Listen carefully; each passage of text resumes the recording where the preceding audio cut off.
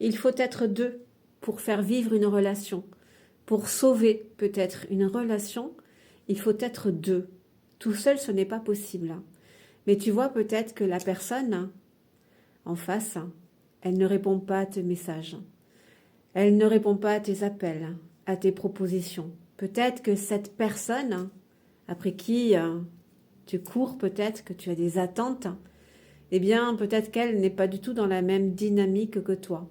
Toi, tu as envie de faire revivre la relation, mais pas elle. Eh bien, j'ai envie de te dire qu'il n'y a qu'une chose à faire, c'est d'accepter. Alors, je sais, hein, c'est facile à dire, pas facile à faire.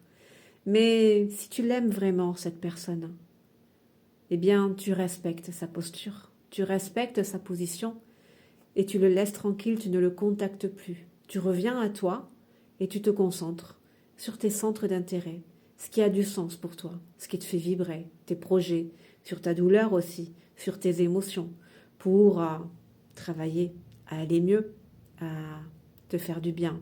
Et puis, si le temps passant, tu te rends compte que cette absence reste toujours une présence dans ton quotidien, c'est que très certainement alors tu portes une blessure émotionnelle de l'abandon et que tu souffres alors peut-être d'une dépendance affective.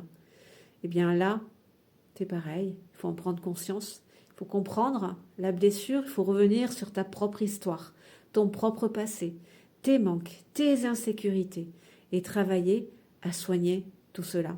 Donc des praticiens, des thérapeutes, des psys peuvent t'aider, mais c'est vraiment, voilà, il y a des clés, la pratique de l'autonomie, faire des choses seul, apprendre à apprécier sa présence, apprendre à accueillir ses émotions, ça c'est super important, ne plus les bloquer, ne plus les fuir. Sans cela, tu restes dans la blessure d'abandon, tu t'abandonnes, tu vois. Pratique de l'affirmation. Enfin, il y a vraiment un besoin de revenir sur ta propre histoire et sur tes besoins à toi. Et tu verras alors, dans ce chemin de guérison, que l'absence, cette personne sera toujours absente, oui, mais tu ne souffriras plus.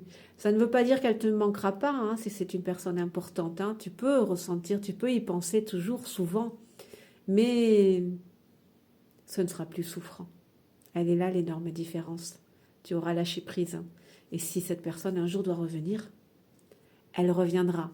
Mais ce sera à elle de décider, plus à toi.